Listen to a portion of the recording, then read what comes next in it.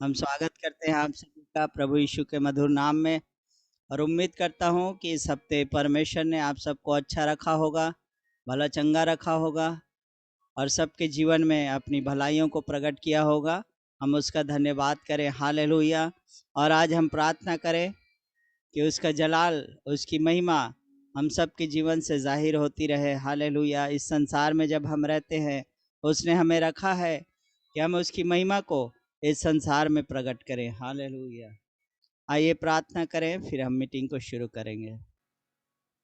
प्रभु धन्यवाद करते हैं, यीशु मसीह के नाम से हम तेरे चरणों में आते हैं। प्रेम पिता, धन्यवाद देते हैं तेरी महाकरुणा के लिए और तेरे महान अनुग्रह के लिए जो हमारे जीवन में तू करता प्रभु, हालेलुया। तो हमारा सामर्थ्य छुटकारा देने वाला परमेश्वर है और जीवन और भक्ति से संबंधित सभी बातों को तूने हमें दे दिया है प्रभु। हम शुक्र करते तेरी भलाइयों के लिए प्रेम पिता परमेश्वर।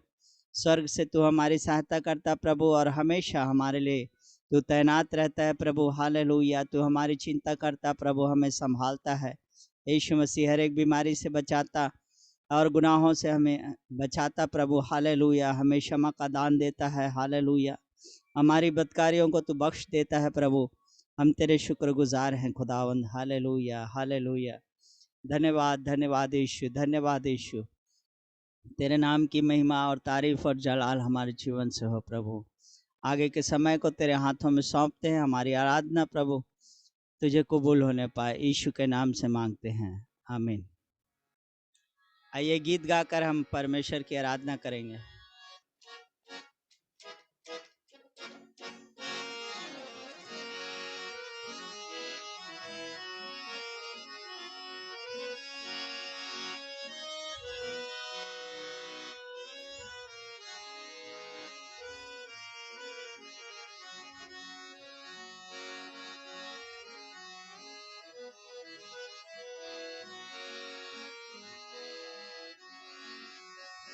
मेरे जीवन में यीशु तेरा नाम जलाल पाता रहे।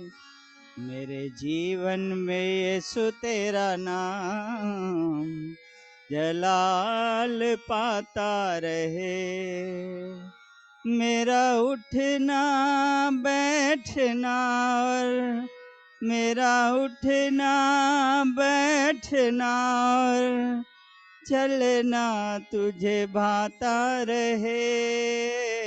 मेरे जीवन में यीशु तेरा नाम जलाल पाता रहे। मेरे जीवन में यीशु तेरा नाम जलाल पाता रहे।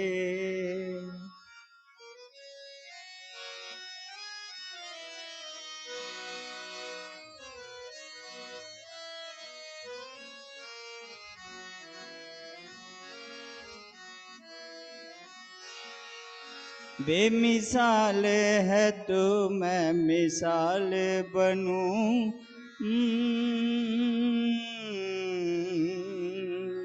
बेमिसाल है तो मैं मिसाल बनूं। तू कामिल है मैं भी कमाल बनूं। बेमिसाल है तू मैं मिसाल बनूं।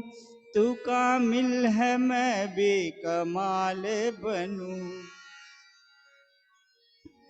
दुनिया का नूर है यीशु, मेरी राहें सजाता रहे। दुनिया का नूर है यीशु, मेरी राहें सजाता रहे।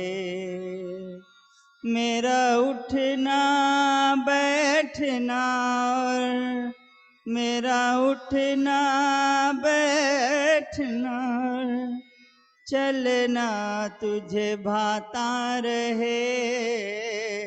मेरे जीवन में यीशु तेरा नाम जलाल पाता रहे।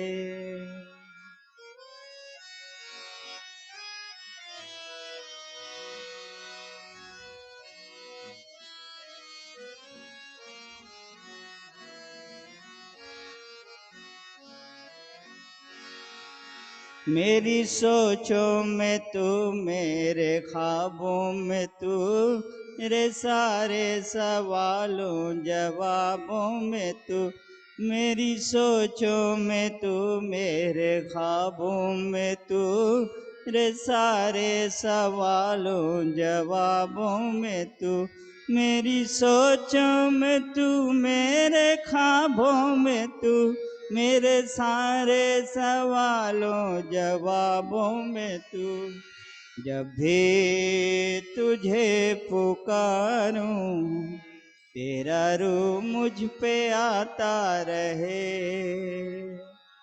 जब भी तुझे पुकारूं, तेरा रूह मुझ पे आता रहे। मेरा उठना बैठना और मेरा उठना बैठना और चलना तुझे भाता रहे। मेरे जीवन यीशु तेरा नाम जलाल पाता रहे।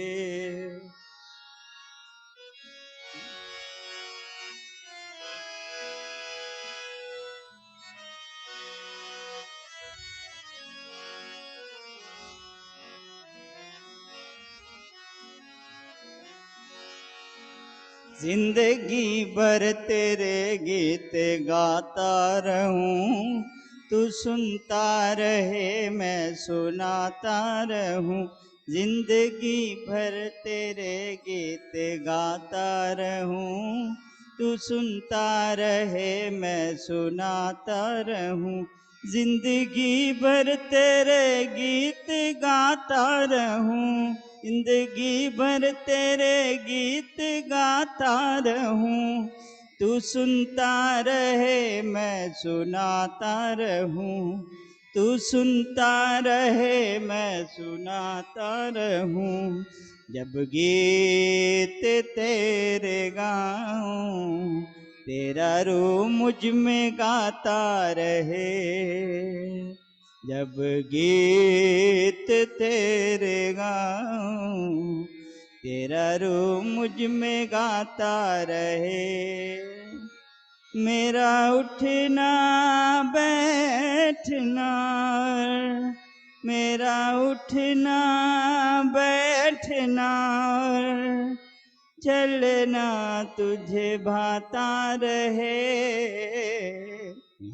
जीवन में यीशु तेरा नाम जलाल पाता रहे। मेरे जीवन में यीशु तेरा नाम जलाल पाता रहे, जलाल पाता रहे, जलाल पाता रहे। Thank you Lord, thank you Jesus, hallelujah. आज हम में से हर एक दिल की ये दुआ हो जाए कि मेरे जीवन से यीशु तेरा नाम जलाल पाता रहे। हालेलुया। मेरा उठना बैठना चलना फिरना तुझको भाता रहे। हम में से हर एक हृदय की ये दुआ आज हो जाए। हालेलुया। उसका जलाल हमारे जीवन से प्रकट होने पाए और हम चलते फिरते दीपकों की नाई इस संसार में दिखाई देने लगे। हालेलुया। आप सबका स्वागत है।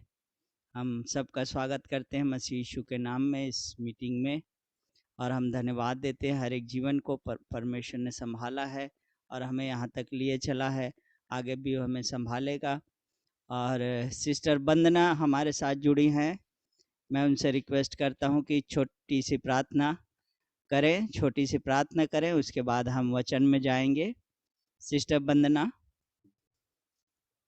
अनम्यूट करें और छोटी सी प्रार्थना करें।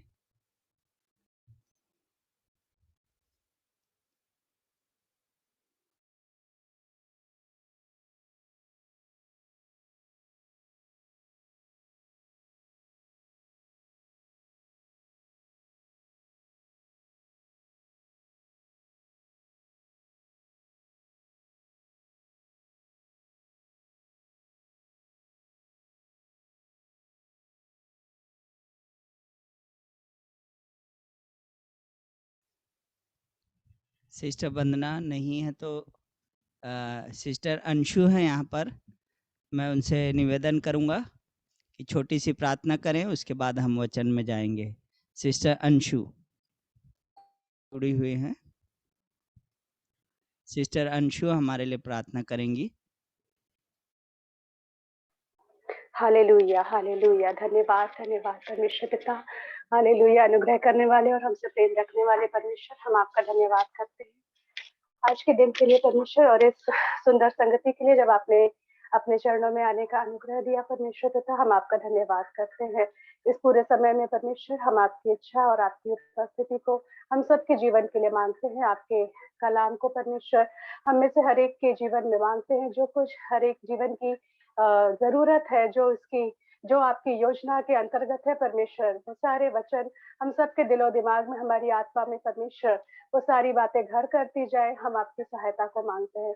पवित्र आत्मा, हम में से हर एक की आप सहायता कीजिए, और परमेश्वर आप सिस्टर की भी सहायता कीजिए परमेश्वर, कि वो भी आपके बड़ी अगुवाई में और आपकी सामर्थ और आपके अभिषेक में और आपने पूरी रीति से होकर के परमेश्वर आपके उस संदेश को, आपकी उस आवाज को हम तक पहुंचा सके, जो आप हमें चाहते हैं कि हम उस आवाज को सुन सके परमेश्वर। सुनने के कारण ग्रहण करने का हृदय दीजिए परमेश्वर, और उस सारी बातों को परमेश्वर आपकी इच्छा को पूरा करने का हृदय दीजिए। हम अपने आप को आपके हाथों में सौंपते हैं, और इस समय को आपके हाथों में सौंपते हुए यीशु मसीह के नाम से इस विनती को मांगते हैं, आमीन। Hallelujah, praise the Lord, praise the Lord. Yeshu Masih के सामर्थी नाम से आप सबको ग्रीट करती हूँ, और हम अपने वचन की सीरीज में आगे बढ़ेंगे। लास्ट जो हमारा संडे था, उस दिन हमने एक टॉपिक के ऊपर कंटिन्यू कर रहे थे, वॉरफेयर के ऊपर, कि आत्मिक युद्ध किसका है, और हमारा शत्रु शैतान किस वजह से हमारे साथ उसकी शत्रुता है। और उसके अंदर हमने आपको बहुत सारे रेफरेंसेस दिए थे। मैं विश्वास करती हूँ कि आपने उसको बाद में भी पूरे वीक में रेफर किया होगा। अगर रेफर करते हैं तो बहुत अच्छा और बेटर एनलाइटमेंट और अंडरस्टैंडिंग हमारी डेवलप होती है। लेकिन अगर हम संक्षिप्त में देखें तो ये था कि जिस बात को ज्योतिर्मय स्वर्गदूत बन करके और लूसीफर जो शैतान, जो पुराना अजगर, जो सर्प है, वो परमेश्वर से जिस महिमा को लेना चाहता था घमंड से फूलकर, उस महिमा को वो न ले पाया, क्योंकि उसके मन में छल था और घमंड से भरा हुआ, और वो पृथ्वी पर गिराया गया। लेकिन उसी महिमा को देने के लिए परमेश्वर ने मिट्टी में से आदम को बनाया। और इस बात के लिए जो शैतान है उसको समस्या है कि इस मिट्टी से परमेश्वर ने इतना प्रेम क्यों किया। मिट्टी से आदम को बनाया, उसमें अपनी जीवन की सांस फूकी, उसके बाद उसे फलने फूलने की आशीष दी, फिर उसके बाद उसको अधिकार करने की आशीष दी, अपनी महिमा से उसे ढांप लिया, और तमाम आशीषें, तमाम औदा, तब तमाम वो बेटा होने का पद प्रतिष्ठा जो मैं छीनना चाहता था, वो सब कुछ प्रेम से होकर परमेश्वर ने आदम को देना चाहा। और वहां से उसने शत्रुता शुरू की।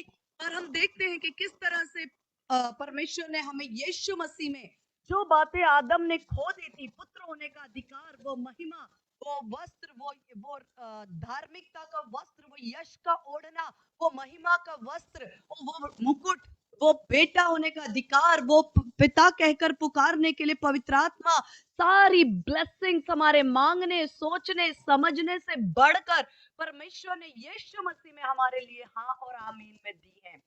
इसी सिलसिले में हम आगे देखेंगे। जैसे मैंने आपको बताया था कि जिस फॉर्मूले से शैतान स्वर्ग से गिराया गया, और लिखा है कि उन्होंने जय पाई, जो दूत है, और वो लिखा है मेमने के लहू के द्वारा और अपने मुंह के वचन की गवाही के द्वारा उन्होंने जय पाई। और हमने यही कंक्लूड किया था कि जो फॉर्मूला स्वर्ग में काम किया, वही हमारे लिए जय के हथियार के रूप में पृथ्वी पर भी काम करता है। इस दिशा में मैं बहुत टाइम से मैं सोच रही थी कि मैं कुछ टीचिंग जो है वो ब्लड ऑफ जीसस, यानी कि यीशु मसीह के लहू की सामर्थ, क्या रोल है, क्या उसका फंक्शन है, क्या उसका सामर्थ है उसके विषय में कुछ बातों को मैं आपके साथ बांट सकूं, लेकिन मैं नहीं जानती उसके लिए अभी होली स्पिरिट हमें एक एक स्टेप पर रोक रहे हैं और कुछ और बातों को इसमें डिटेल करने के लिए एनलाइटन कर रहे हैं। मैं विश्वास करती हूं कि जब हम पवित्र आत्मा पे डिपेंड करते हैं अपनी बुद्धि और समझ से अधिक, वो हमें एक सीक्वेंस में और सिस्टमेटिकली हमें बातों में से सिखाते हैं, क्योंकि चाहे बोलने वाले कोई भी हो, लेकिन हमारा सबसे बड़ा श्रेष्ठ शिक्षक स्वयं पवित्र आत्मा है। मैं पवित्र आत्मा की आवाज पर और उनकी इच्छा पर निर्भर होते हुए मुझे प्रभु अनुग्रह देंगे। मुझे पता है एक दिन जब हम ब्लड ऑफ जीसस, यीशु के लहू की सामर्थ और बहुत से विषय है मेरे हृदय में जिनके साथ मैं आप लोग के साथ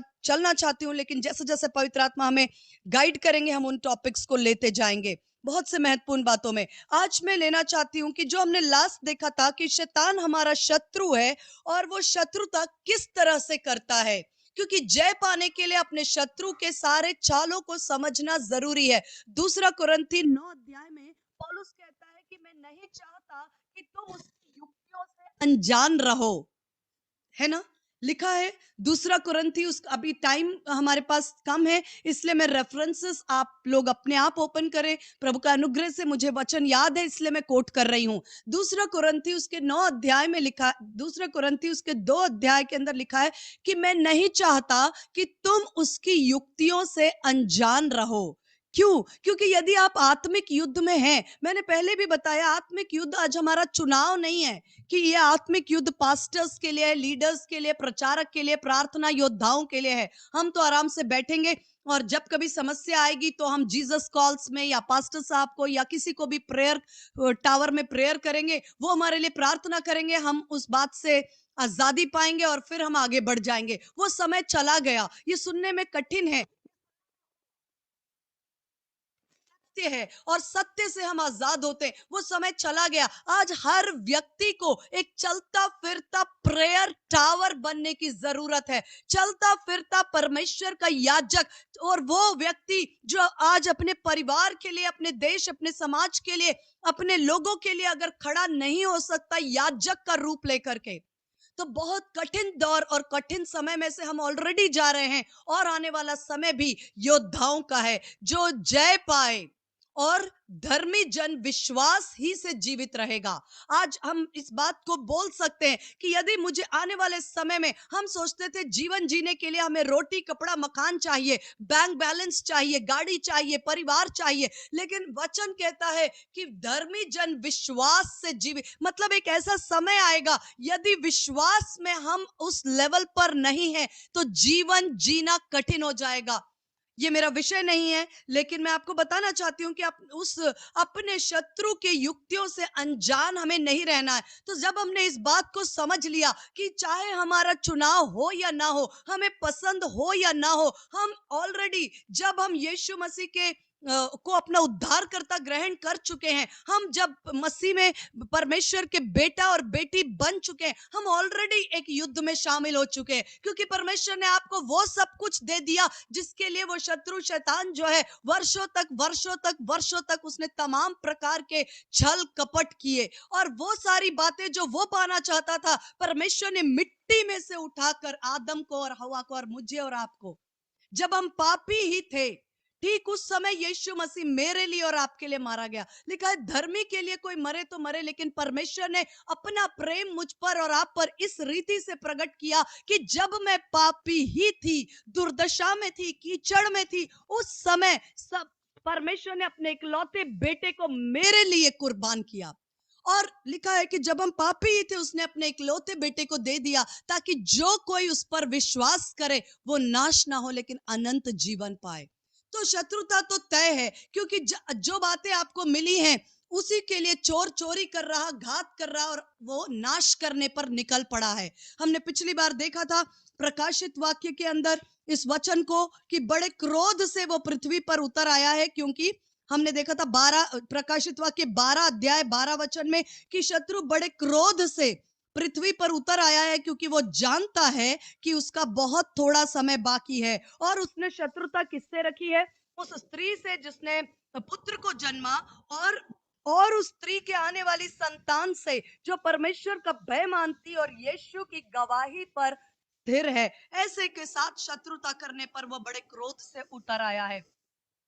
जब हम इन बातों को सुनते हैं तो कहीं भी मैं ये चाहती हूँ कि हमारे मन में भय ना आए, कि हम ये ना सोचे कि वो अब मेरा क्या होगा, अब मेरा क्या होगा अगर शत्रु मेरे मेरे विरोध में आ चुका है। क्योंकि परमेश्वर का वचन कहता है कि यदि परमेश्वर मेरी ओर है, यदि परमेश्वर मेरी ओर है, मेरा विरोधी कौन हो सकता है। परमेश्वर यदि आपकी ओर है, वो आपको हारने गिरने के लिए नहीं बुलाया, उसने आपको उसने इसलिए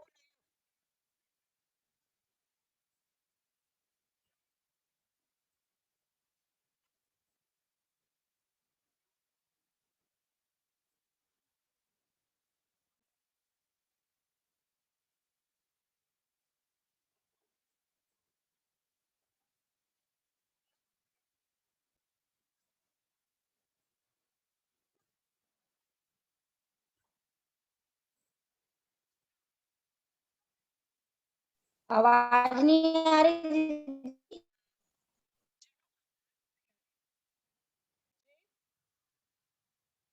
हेलो, अभी ठीक है? वॉइस नहीं आ रही सिस्टर बीच में।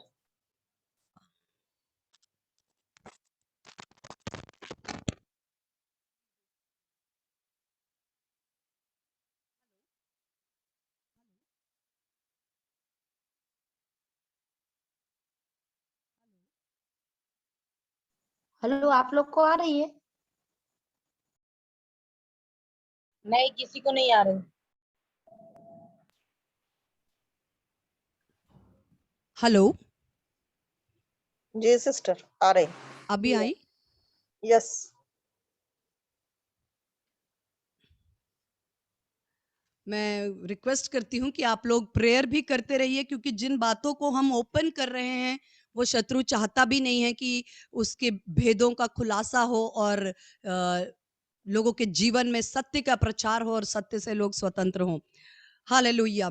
मैं यही बताना चाह रही थी, मैं काफी देर से इस बात को बता रही थी कि हमारा जो शत्रु है, हमें उसके काम करने के तरीके को जानना जरूरी है। क्योंकि यीशु मसीह ने कहा, तुम सत्य को जानोगे और सत्य तुम्हें स्वतंत्र करेगा। हमारी स्वतंत्रता सत्य को जानने में है, हमारी स्वतंत्रता सत्य को जानने में है। इसलिए वो नहीं चाहता कि हम सत्य को जाने, क्योंकि उसको बंधन में रखने का तब तक ही अवसर है। वो हमें तब तक बंधन में रख सकता है जब तक हम सत्य से अनजान हो। नंबर 1 एजेंडा मैं बता रही थी, आरंभ ही से जिस फॉर्मूले पे हमारा शत्रु, वो पुराना अजगर, वो शैतान, वो इब्लीस, वो जिस फॉर्मूले पे आरंभ ही से काम कर रहा है, उसका नंबर 1 एजेंडा है डिसेप्शन, धोखा। धोखा, ये वो चीज है जो वचन में हमने देखा कि कैसे आदम और हवा के समय से, मैंने पिछली बार भी बोला था, हवा के सिर पर उसने गन रखकर उसे फल नहीं खिलाया, ना उसकी गर्दन पर तलवार रख के उसको जबरदस्ती वो फल खिला सकता था। ऐसा वो नहीं कर सकता था। क्यों नहीं कर सकता था? क्योंकि परमेश्वर ने उस पृथ्वी पर अधिकारी आदम को ठहराया था। आदम और हवा को कहा था कि समुद्र के पक्षी और आकाश के, समुद्र के जो जंतु हैं, आकाश के पक्षी और पृथ्वी पर रेंगने वाली हर एक बात पर तुम्हारा अधिकार होगा। तो यह अधिकार का नियम ये कहता है कि जिसे अधिकार मिला है और वो धोखा देने वाला, उस अधिकार के विरोध में जाकर के आदम और हवा को वो जबरदस्ती पाप में नहीं गिरा सकता था। उसके पास नंबर 1 एजेंडा जो आरंभ ही से वो इस्तेमाल कर रहा है और आज भी वो इस्तेमाल कर रहा है और काफी हद तक वो उसमें सफल है, वो है डिसेप्शन, धोखा। कैसे वो धोखा देता है? सबसे पहली बात, उसके डिसेप्शन के 2 लेवल्स हैं। धोखा 2 स्तरों पर होता है किसी भी व्यक्ति या मनुष्य के जीवन में। किसी भी मनुष्य के जीवन में धोखा या डिसेप्शन 2 स्तर पर है। पहला स्तर, जब वो एक व्यक्ति को यीशु मसीह की सच्चाई, उद्धार की ज्ञान से वंचित रख सके। जहां तक हो सके शत्रु ये कोशिश करता है कि एक व्यक्ति अपने जन्म से लेकर के मृत्यु के बीच, चाहे वो 10 साल, 50 साल, 100 साल की उम्र क्यों ना हो जाए, वो कभी भी यीशु मसीह को अपने उद्धारकर्ता के रूप में न जान सके। इसके लिए जो कुछ संभव है, जितने भी हथियार वो इस्तेमाल कर सकता है, चाहे वो धन का हो, धन की बहुतायत हो या धन की कमी हो, चाहे वो बीमारी हो या स्वास्थ्य हो या कोई भी तरीका, जितने भी तरीके, चाहे इसमें जादू हो या टोना हो, अंधकार की वेदियां, पीढ़ियों का श्राप, चाहे मूर्ति पूजा, और जितने नाम आप सोच सकते, ये सारे एजेंसीज को यूज करके नाना प्रकार के परमेश्वर के सत्य से दूर रखने वाले धर्म, मनुष्य की फिलॉसफी नहीं। अभी मैं एक स्टूडेंट से बात कर रही थी, परसों प्रैक्टिकल था सीबीएसई का। वो स्टूडेंट जो था, उसके पूरे हाथों में, पूरे पैरों में उसने टैटू बनाकर आया था। गुस्सा तो हम टीचर्स को आ ही रहा था, लेकिन सबने सोचा अब क्या कहे। मैंने कहा ये क्या है, तुमने ऊपर से नीचे तक शॉर्ट्स और पहन के आए, ये बोल के कि पैर में एक्सीडेंट हो गया। मैंने कहा ये टैटूज क्यों? उसने कहा कि मेरी मर्जी, मैं किसी ईश्वर में विश्वास नहीं करता और मेरे मम्मी पापा को कोई प्रॉब्लम नहीं है, मेरी मम्मी लेके जाती है मुझे ये टैटूज बनवाने के लिए।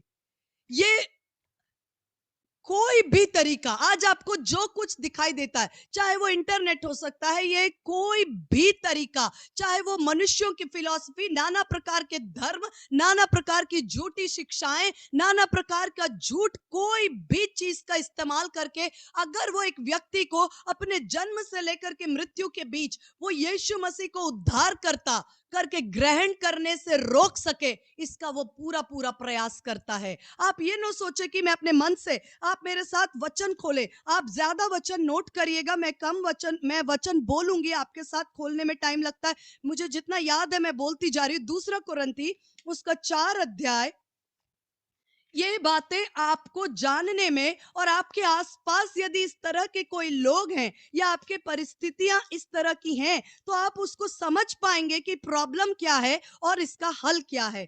2 कुरिन्थी उसका 4 अध्याय और उसका 3, 4 और 6, ये 3 वचन मैं आपके लिए पढ़ रही हूं। 2 कुरिन्थी उसका 4 अध्याय और उसका 3 वचन, 4 वचन और 6वां वचन मैं आपके लिए पढ़ रही हूं।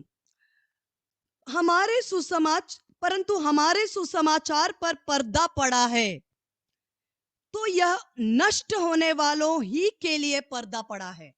पहला पॉइंट, सुसमाचार पर क्या पड़ा है? नष्ट होने वालों के लिए, आंखों पर, दिमाग पर, सोच और विचार पर लिखा है। यदि सुसमाचार पर पर्दा पड़ा है तो ये उन लोगों के लिए पड़ा है जो नष्ट होने वालों के लिए, और उन अविश्वासियों के लिए जिनकी बुद्धि इस संसार के ईश्वर ने अंधी कर दी है। जो मैं आपको बता रही थी कि सुसमाचार, यीशु मसीह मेरा उद्धार करता है, वो मेरे पापों के लिए क्रूस पर मारा गया 2022 वर्ष पहले। उसने मेरे खातिर कोड़े खाए, मेरे पाप, मेरे घिनौने अपराध, मेरे श्राप, मेरी बीमारियां, मेरी कमजोरियां, ओ व्यवस्था का वो लेख, जो विधियों का लेख जो मेरे विरोध में था, वो सब कुछ लेकर क्रूस पर, वो जो पाप से अनजान था वो पाप बन गया। ये सुसमाचार लिखा है कि उन अविश्वासियों के लिए जिनकी बुद्धि इस संसार के ईश्वर ने अंधी कर दी है। क्यों अंधी की?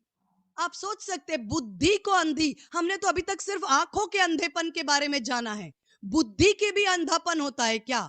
होता है, क्योंकि पौलुस ने कहा, मैं ये प्रार्थना करता हूं, इफिसियों 1 के 17 और 18 में, इफिसियों 1 का 17-18, मैं ये प्रार्थना करता हूं कि तुम्हारी मन की आंखें ज्योतिर्मय हो जाएं। यानी कि हमारे पास ये आंखें हैं जिससे हम ये बुक, ये टेबल, ये माइक, ये सब कुछ देख सकते हैं, लेकिन एक आंख है जो मन के अंदर है। बुद्धि में भी आंखें हैं, जिन आंखों के द्वारा हम अपने उद्धारकर्ता, अपनी दुर्दशा, अपने पाप को, अपने श्राप को देख पाते हैं और ये जान पाते हैं इसका हल सिर्फ और सिर्फ यीशु मसीह है। वो उद्धार करता नहीं, वो एकमात्र उद्धार करता है। Only saviour, Jesus Christ is the only saviour. ये बातें हमारे बुद्धि की आंखों में, मन की आंखें, पौलुस कहता है कि मैं प्रार्थना करता हूं। पौलुस ने हमारे लिए उस कलीसिया के लिए, आने वाली कलीसिया के लिए, लोगों के लिए। आप क्या सोचते हैं? उस समय क्या आवश्यकता नहीं थी? किसी को बीवी चाहिए, किसी को टीवी चाहिए, किसी को बच्चे चाहिए, किसी को जॉब चाहिए, किसी को बिजनेस चाहिए, किसी को करियर चाहिए। ये सब कुछ छोड़कर पौलुस की प्रार्थना ये क्यों थी कि परमेश्वर, मैं प्रार्थना करता हूं कि तुम्हारी मन की आंखें ज्योतिर्मय हो जाएं।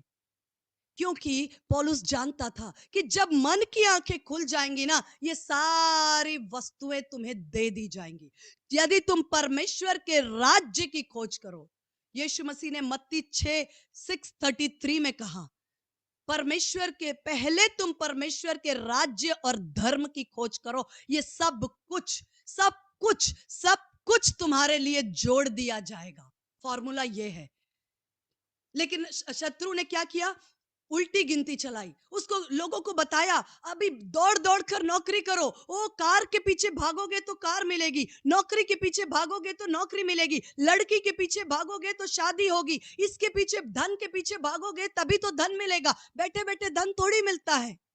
उसने हमें एक रिवर्स फॉर्मूला सिखाया है।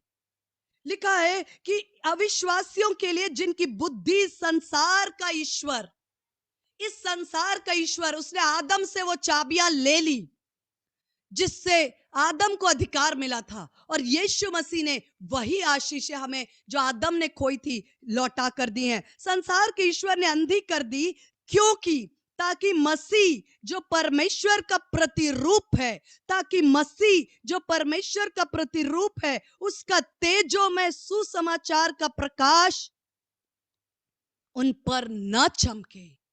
कितना एक हमारा शत्रु कितना प्लानिंग के साथ काम कर रहा है, कितने सोच विचार और प्लानिंग के साथ वो काम कर रहा है। क्यों कर रहा है मालूम है? वो बंद कर दे रहा है।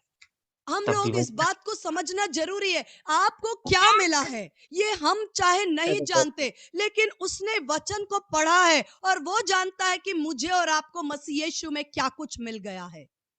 हमारी गलती ये है कि हम अपने स्थान को, अपनी महिमा को, अपने राज्य को, अपनी सामर्थ को नहीं जानते, लेकिन वो वचन को जानता है। मैं अपने मन से नहीं बोल रही हूँ, उसने वचन यीशु मसीह के सामने कोट किया। उसने यीशु से कहा, वचन में लिखा है कि तू यदि यहाँ से पहाड़ से कूद जाए, तो परमेश्वर का वचन कहता है वो अपने दूतों को तेरे निमित्त आज्ञा देगा कि कोई तुझे नुकसान ना हो, वो तुझे हाथों में उठा लेंगे। Hallelujah, hallelujah. वो वचन के अनुसार जानता है। अगर मैं किसी का नाम लूं, सपोज यहाँ पर मनीषा का नाम लिखा है, मंजुलता सिस्टर, मॉरिस भाई, नैना, आपके लिए परमेश्वर ने जो लाभ की योजनाएं बनाई हैं, जो महिमा आपको दी है, जो डोमिनियन के लिए परमेश्वर ने बुलाया है, जो मुकुट परमेश्वर आपको देना चाहता, जो अनंत जीवन, जो बड़ी ब्लेसिंग्स और पावर और सामर्थ और अनुग्रह यीशु के समान बनाना चाहता, ये सब प्लान्स परमेश्वर आपके लिए इस बुक में, वचन में लिख कर रखा है, और ये सब शत्रु जानता है। इसलिए जन्म से लेकर मृत्यु तक वो इस बात की कोशिश में रहता है कि किसी भी तरह से, हालेलुया, नैना या शैलजा, जिनका भी नाम मुझे यहाँ दिखाई देता, वो कभी भी सत्य की पहचान तक ना पहुंचे। उसकी पहली कोशिश, लिखा है कि इस संसार के ईश्वर ने बुद्धि को अंधा किया ताकि मसीह जो परमेश्वर का प्रतिरूप है, उसका तेजोमय सुसमाचार का प्रकाश उन पर न चमक सके। क्योंकि हम अपना नहीं लेकिन यीशु मसीह का प्रचार करते हैं। लिखा है 6वां वचन, इसलिए कि परमेश्वर ही है जिसने कहा अंधकार में से ज्योति चमके, और वही हमारे हृदयों में चमका। पौलुस अपने विषय में कहता है, मैं अपने विषय में कहती हूं, आप अपने विषय में, वंदना सिस्टर कह सकती हैं, प्रिया, अंशु कह सकते हैं, भानु कह सकते हैं कि यही ज्योति मेरे हृदय में चमकी। आप किसी भी परिवार से हो सकते हैं, हो सकता है आप 5 पीढ़ियों से मसीही परिवार से हैं, हो सकता है आप पहली पीढ़ी यीशु मसीह के परिवार से हैं, लेकिन कोशिश उसने हम सब के लिए बराबर की कि मसीह का तेजों में रूप, मेरी बुद्धि को अंधा कर दे, मेरी आंखों को। कोशिश की 5 साल, 10 साल, 15 साल, 20 साल, लेकिन एक समय आया जब हमने उस अंधेपन को इनकार किया, हमने अंधेपन को उतार फेंका, हमने इस बात को जान लिया कि मेरी दुर्दशा, मेरा पाप, मेरा कोढ़ के समान जो पाप है, इसका हल दुनिया की किसी मेडिकल साइंस में नहीं, किसी बैंक में नहीं, किसी सरकार के पास मेरे पाप का हल नहीं। ये सिर्फ और सिर्फ यीशु मसीह है जो मुझे चंगा करता, मुझे धर्मी ठहराता, मुझे परमेश्वर की संतान बनाता, अनंत जीवन का वारिस बनाता है। ये अंधापन मैंने सन 2000 में मेरे आंखों से दूर हुआ। सन 2000 में जब मैंने इस अंधेपन को उतार कर फेंक दिया, और लिखा है उस दिन परमेश्वर की ज्योति मेरे हृदय में, परमेश्वर की ज्योति चमकी कि महिमा की पहचान की ज्योति यीशु मसीह के चेहरा मुझ में प्रकाशित हो गया। और उस दिन से no turning back, no turning back. उसका पहला एजेंडा है कि जहां तक हो सके वो हमें उद्धार के अनुभव में आने से रोक सके।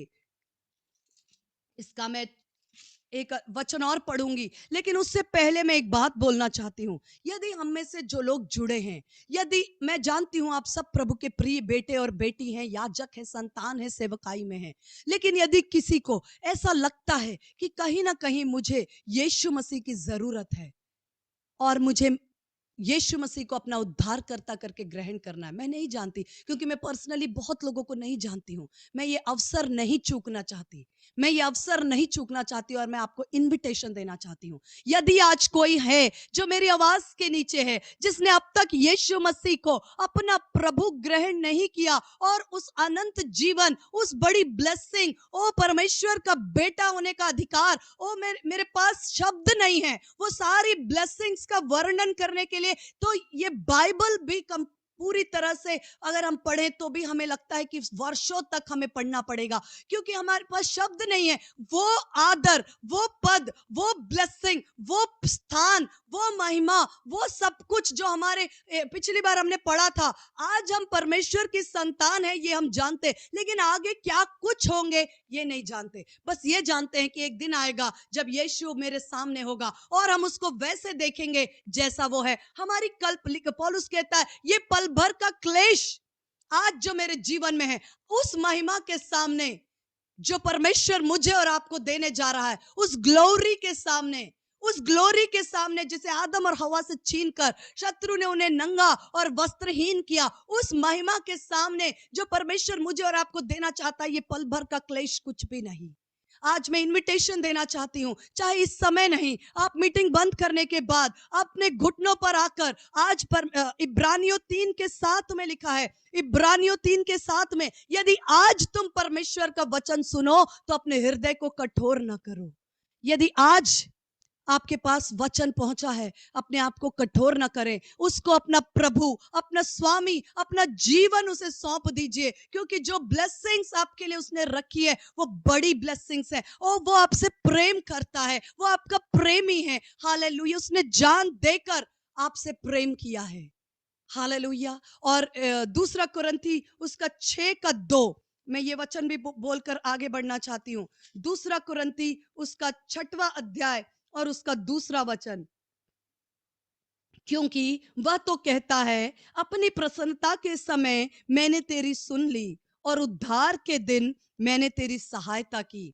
2 कुरिन्थी 6:2, अपनी प्रसन्नता के समय मैंने तेरी सुन ली, उद्धार के दिन मैंने तेरी सहायता की। देखो अभी वो प्रसन्नता का समय है, देखो अभी वो उद्धार का दिन है। कल नहीं आएगा, कल नहीं जानते, हम कल नहीं जानते। पिछले वर्ष जब पैंडेमिक आया, कई लोगों ने मुझे देखकर बेहद दुख हुआ, और इतना दुख हुआ कि काफी समय लगा उन बातों से उभरने में। मैंने कई परिवारों को देखा, यंग कपल्स, उन्होंने नया नया घर बनाया, वो घर कंप्लीट नहीं हो पाया, वो शिफ्ट होना चाहते थे, उन्होंने तमाम फर्नीचर और सब कुछ अपनी पसंद से बेस्ट किया, लेकिन वो उस घर में प्रवेश नहीं कर पाए, और कोविड के अंदर परिवार टूट गया और बिखर गया। मैंने कई परिवार, एक नहीं कई ऐसी बातों को सुना जिससे मेरा हृदय बहुत दुखी हुआ कि कल का समय का इंतजार न करें। लिखा है, देखो अभी वो प्रसन्नता का समय है, देखो अभी वो उद्धार का दिन है। आज यदि परमेश्वर का वचन सुनो तो आज ही अपने आप को यीशु के हाथों में सौंप दो। इसलिए नहीं कि कल हमारे साथ कुछ बुरा हो जाएगा, इसलिए ताकि हम आज यदि अपने जीवन को यीशु को सौंपते हैं तो आज से लेकर हम हर ब्लेसिंग में चल सकें और आज से लेकर हर वो सिद्धता को हम हासिल कर सके जो उसने मेरे लिए रखी है। हम जितना देर करेंगे, हमारे पास परमेश्वर के लिए, परमेश्वर के राजदूत के समान जीने के लिए इस पृथ्वी पर अवसर और दिन कम होते हैं। मैं अपने बेटे को देखती हूँ, वो शायद क्लास 1 में था जब उसने यीशु मसीह को उद्धारकर्ता ग्रहण किया। वो शायद 7th क्लास या 8th क्लास में था जब उसने पवित्र आत्मा पाया। लेकिन मैंने उद्धार 20 वर्ष की उम्र में पाया। मैंने 20 वर्ष की उम्र में पवित्र आत्मा पाया। मेरे को हमेशा लगता है काश मैं और पहले मैं समझती और मैं 20 वर्ष में, ये मेरे सामने मेरे बेटे के जीवन देखकर मुझे ऐसा एहसास हुआ कि क्लास 1 में यदि कोई पवित्र उद्धार पाता है, 7वीं कक्षा से उसने प्रभु की सेवा के लिए अपनी संगीत को, हालांकि मैं ये नहीं कहती कि वो पूरी तरह परिपक्व है, वो सीख रहा है, अभी वो सीख रहा है, वचन के अंदर अधीनता में, डिसिप्लिन में बहुत कुछ सीखना है। लेकिन मैं देखती हूँ कि ये क्लास 6 से 7 से आराधना में गिटार बजाकर प्रभु के लिए खड़ा है। लेकिन मुझे 20 वर्ष में मैंने जो सौभाग्य पाया, ये इसलिए नहीं कि कल कोई बुरा वक्त आएगा, इसलिए कि जितनी जल्दी हम यीशु मसीह को अपना जीवन सौंपेंगे, हम उतना अधिक समय उसकी सेवा इस पृथ्वी पर कर पाएंगे और उतना अधिक समय इस पृथ्वी पर राज कर पाएंगे, उतना अधिक समय हम लोगों के लिए ब्लेसिंग बन पाएंगे, उतना अधिक हम उसके सपने को जो उसकी आंखों में है मेरे लिए और आपके लिए, उसे पूरा कर पाएंगे। हालेलुया। आज वो समय है, यदि आज वो प्रसन्नता का दिन है, अभी आज उद्धार का दिन है। मैं लास्ट में इस विषय पर मैं प्रेयर भी करूंगी। मैं नहीं जानती, क्योंकि जो लोग हमें सुन रहे हैं हम सबको नहीं जानते, हो सकता है कई बार एक से अधिक लोग सुन रहे हैं, किसी को भी आवश्यकता है, पवित्र आत्मा हमें लीड कर रहे हैं। हालेलुया। मैंने कहा शत्रु दो तरह से हमें, दो स्तरों पर धोखा या डिसेप्शन करता है। नंबर 1 है जहां तक हो सके उद्धार के अनुभव से दूर रखना। संसार का ईश्वर मनों को निर्बुद्धि कर देता है, बुद्धि को अंधा कर देता है, ताकि सुसमाचार का तेज न चमके और लोग नाना प्रकार के, हम तो बच्चे आजकल ऐसे बातें करते हैं, हम तो एथीस्ट है, हम नास्तिक है, हम फिलॉसफी में विश्वास करते, हम तो उसके ऊपर सोचते, हम वो बातें फॉलो करते, हम इंटरनेट को फॉलो कर रहे हैं, हम इसको फॉलो कर रहे हैं, हम इल्यूमिनाटी को जानते, हम ये जानते, हम वो जानते। कोई किसी में फंसा है, कोई किसी में फंसा है, कोई जीवन की भाग दौड़ में फंसा है, कोई कमाने के पीछे भाग रहा है, कोई परिवार में परेशान है, कोई बहुत ज्यादा सुखी है, इसलिए उसको लगता है मेरे पास सब कुछ है, सारी आशीषें हैं, मुझे क्या जरूरत है यीशु मसीह की। कारण कुछ भी हो सकता है, लेकिन उसने कोशिश पूरी की है कि कोई उद्धार के अनुभव में ना आए। दूसरा चरण, दूसरा स्तर है, एक व्यक्ति उद्धार तो पाता है, आज से 5 साल, 6 साल, 10 साल, 20 साल पहले मैंने और आपने उद्धार पाया, लेकिन उस उद्धार की संपूर्ण समझ तक वो पहुंचने नहीं देता, उद्धार की संपूर्ण समझ तक वो पहुंचने नहीं देता। मैं आपको बताती हूं कि कई बार हम अगर अपने जीवन की ब्लेसिंग्स को नहीं जानते हैं तो हम उसका फायदा भी नहीं उठा पाते हैं। उद्धार की संपूर्ण समझ, कि उद्धार के पैकेज में परमेश्वर ने मुझे और आपको क्या दिया, मुझे और आपको क्या दिया, क्या कुछ है जो मुझे मिला। इसके लिए पौलुस ने कहा इफिसियों 1 के 17 और 18 में, इफिसियों 1 के 17-18 में, मैं आपको सिर्फ रेफरेंस दे रही हूं और वचन बोल रही हूं। पौलुस कहता, मैं प्रार्थना करता हूं कि तुम्हारी मन की आंखें खुल जाएं, ज्योतिर्मय हो जाएं, कि मसीह में तुम्हारे बुलाए जाने की क्या आशा है, संतों में तुम्हारा क्या भाग है, कौन सी जायदाद है, कौन सा अधिकार है, कौन सी बातें हैं जो परमेश्वर ने आपके लिए, मेरे लिए वसीयत में लिख दी है, लेकिन हम उस वसीयत को नहीं जानते, इसलिए आज हम दुख पा रहे हैं। अज्ञानता सबसे बड़ा शत्रु का हथियार है। अज्ञानता के कारण उसने हमें, हमारे बहुत से बातों को उसने बंधन में कर रखा है।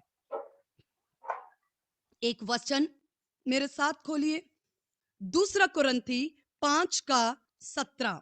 दूसरा कुरिन्थी 5:17 आप नोट करें, मैं आपके लिए पढ़ रही हूं। जो मसीह में है वो नई सृष्टि है। मैं आपके लिए पढ़ रही हूं दूसरा कुरिन्थी 5:17। यदि कोई मसीह में है तो वो नई सृष्टि है, पुरानी बातें बीत गई, सब बातें नई हो गई। ये वर्षों से एक सवाल बना रहा। जब मैं उद्धार में आई मैंने भी बहुत इस वचन पर सोचा। यदि कोई मसीह में है तो वो नई सृष्टि है, पुरानी बातें बीत गई, सब बातें नई हो गई। जब मैंने उद्धार पाया मैंने सोचा सब बातें नई हो गई, लेकिन अभी भी मुझे अगर गुस्सा आता है तो थोड़ा आता ही है। सब कुछ तो मुझे नहीं लगा कि नया हुआ। यदि मेरा रंग काला है तो काला है, सांवला है तो सांवला है, मेरी हाइट जो है तो है। क्या बदला? लिखा है मसीह में हम नई सृष्टि हैं, पुरानी बातें बीत गई, सब बातें नई हो गई। ये नहीं लिखा होंगी, सब बातें नई होंगी ये नहीं लिखा है, सब कुछ नया हो गया। मैंने कहा क्या नया हुआ? कई बार लोगों को लगता है कि उद्धार की प्रार्थना करने के बाद, ऐसा कई बार अनुभव हमारे साथ भी हुआ, लोग प्रार्थना करने के बाद बोलते मुझे कुछ खास ऐसा महसूस नहीं हुआ, कुछ अनुभव नहीं हुआ, कुछ भावनाओं में फर्क नहीं लगा। कल जो मेरा स्वभाव था आज भी वैसा ही स्वभाव लगता है, और शरीर में तो खास कोई बदलाव नहीं है। तो फिर सब नई सृष्टि हम कैसे हैं और क्या है जो नया हो गया? ये सवाल हमारे जीवन में परमेश्वर को, यदि हम वचन को सच्चाई से फॉलो करते हैं तो हम एक स्टूडेंट के समान, परमेश्वर की पवित्र आत्मा हमारा सबसे श्रेष्ठ शिक्षक है, हम उससे पूछते हैं, वो हमें सिखाता। लिखा वो जब सत्य का आत्मा आएगा तुम्हें सब बातों में से लेकर सिखाएगा। अब मैं आपको बताना चाहती हूँ कि हमारा जो इस विषय पर हो सकता है हम अगले एक हफ्ते और चल पाए। दूसरा थिस्सलुनीकियों हो सकता है ये सब जो मैं आपको बोल रही हूँ, ये सब सवाल और ये बातों पर आपने भी मनन किया हो कि सब कुछ नया हो गया, मैं नई सृष्टि हूं, फिर मेरा शरीर तो वैसा ही है। और जहां तक स्वभाव की बात है वो एक रात में बदला नहीं, काफी कुछ बदला। कई बार हमने पाप से और इन बातों से पूरा, लेकिन हमें बदलते बदलते बदलते वक्त भी लगा। कई बातें जो आज से 5 साल पहले जो स्वभाव में कमजोरियां थी वो आज नहीं है, और आज जो कमजोरियां हैं वो अगले 4 साल में नहीं होंगी। तो फिर नई सृष्टि क्या है? मेरे साथ दूसरा थिस्सलुनीकियों उसका 5 अध्याय और उसका 23 वचन, फर्स्ट थिस्सलुनियंस पहला थिस्सलुनीकियों 5:23 मैं आपके लिए पढ़ रही हूं। ये जो कुछ मैं आपके साथ बांट रही हूँ ये सब मेरे जब आज से 1-2 महीने पहले मेरे प्लान में नहीं था, लेकिन होली स्पिरिट हमें इस तरह से लीड कर रहे हैं। मैं सोचती हूँ कि उन पर उनकी बुद्धि पर हमें भरोसा रखने से लाभ है। पहला थिस्सलुनीकियों 5:23, शांति का परमेश्वर आप ही तुम्हें पूरी रीति से पवित्र करे। शांति का परमेश्वर आप ही तुम्हें पूरी रीति से पवित्र करे। पूरी रीति क्या है? तुम्हारी आत्मा, नंबर 1 अंडरलाइन कर सकते हैं या नोट कर सकते हैं, नंबर 2 तुम्हारा प्राण, और तीसरा तुम्हारी देह। हमारी संपूर्णता 3 भागों में विभाजित है। हम ज्यादातर किस पे केंद्रित हैं? शरीर पर और प्राण, यानी कि हमारे मन पर, विचारों पर। क्या लिखा? शांति का परमेश्वर तुम्हें पूरी रीति से पवित्र करे, तुम्हारी आत्मा, तुम्हारा प्राण और तुम्हारी देह। हम मनुष्य 3 भागों में हैं, आत्मा, प्राण और देह। देह के बारे में मुझे बोलने की जरूरत नहीं, यह शरीर जिसे आप देख सकते हैं, जो 5 इंद्रियों से कंट्रोल होता है, सुनना, देखना, सूंघना, टच और टेस्ट। ये 5 इंद्रियों से कंट्रोल होता है ये शरीर। ये शरीर इन 5 इंद्रियों से प्रभावित होता है। इस शरीर को 5 इंद्रियों के द्वारा आप संकेत दे सकते हैं, संदेश दे सकते हैं और बात कर सकते हैं।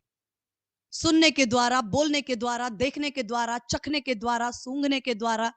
जब कोविड का टाइम था तो लोगों ने कहा यदि किसी की सूंघने की क्षमता, यदि खुशबू आनी बंद हो गई, डिओड्रेंट का, खाने का स्मेल आना बंद हो गया, तो हो सकता है आपको ये लक्षण हो। तो सूंघना भी एक शरीर की दशा को प्रकट करता है। तो ये 5 इंद्रियों से काबू में आता है, या 5 इंद्रियों से कंट्रोल होता है, या 5 इंद्रियों से हम इसके बारे में जानकारी हासिल करते हैं, शरीर।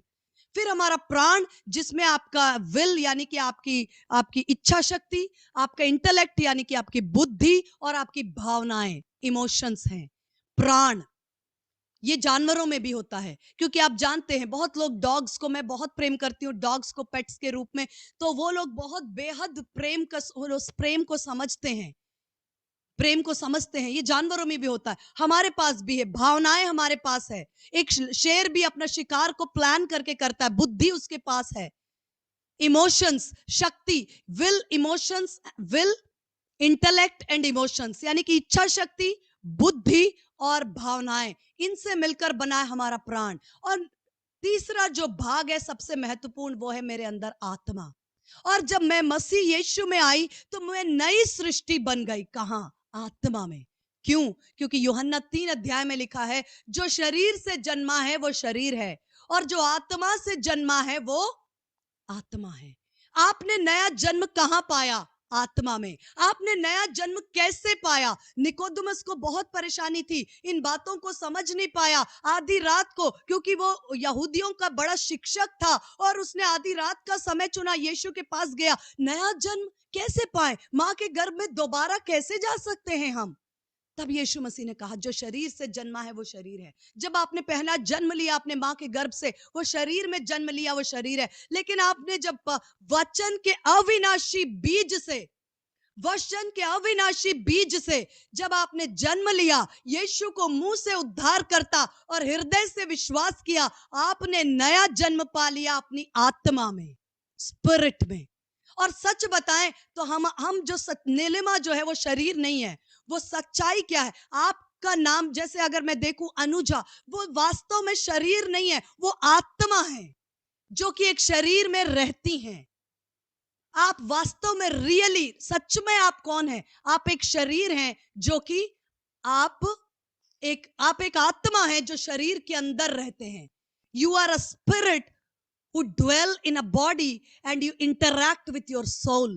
आप आत्मा हैं, शरीर के अंदर रहते हैं और प्राण के द्वारा आप व्यवहार करते हैं। आप अपने क्रोध को, गुस्से को, प्रेम को, भावनाओं को, अपनी बुद्धि को, अपनी समझ को, अपनी इच्छा शक्ति को, अपनी प्लानिंग्स को, सब कुछ अपनी बुद्धि के द्वारा प्रकट करते हैं। तो जब आप यीशु मसीह में आए तो आप नई सृष्टि कैसे बने? नई सृष्टि आत्मा में है हम, ब्रांड न्यू। और यीशु मसीह ने मुझे और आपको रिपेयर वर्क नहीं किया। आप यकीन मानिए, पुराने कपड़े में नया पैबंद नहीं लगाया। हमारी आत्मा जो मरी हुई दशा में थी, वक्त मेरा कम है इसलिए मैं उन इफिसियों में लिखा, तुम जो पहले मरी हुई दशा में थे, मरे हुए तो नहीं थे, चलते तो फिरते थे ही, खाते पीते थे ही, नौकरी हम करते थे, सब कुछ हम कर रहे थे। क्या मरा हुआ था? मरी हुई दशा में थी हमारी आत्मा। वहां से उसने जिलाया वचन के द्वारा। वचन में जीवन है, वचन के अविनाशी बीज से हमने जीवन पाया और वो जीवन हमने आत्मा में पाया। और यीशु मसीह ने ब्रांड न्यू, एकदम नया, परफेक्ट, सिद्ध आत्मा, उद्धार के बाद नई सृष्टि, पुरानी बातें बीत गई, पुराना आत्मा। वचन में इफिसियों में यह भी लिखा है 2 अध्याय में कि जब तुम पाप में थे तो एक आज्ञा ना मानने वाली आत्मा काम करती थी, पर अब तुम में वो आत्मा नहीं है। अब हमें ब्रांड न्यू स्पिरिट, आत्मा में हमें सिद्ध किया। मेरी आत्मा यीशु मसीह के समान है, क्योंकि वचन में पहला यूहन्ना में लिखा है, जैसा वो है वैसे तुम हो। As he is, so are you. जैसा यीशु है वैसे आप हैं। अपनी आत्मा में नई सृष्टि, परफेक्ट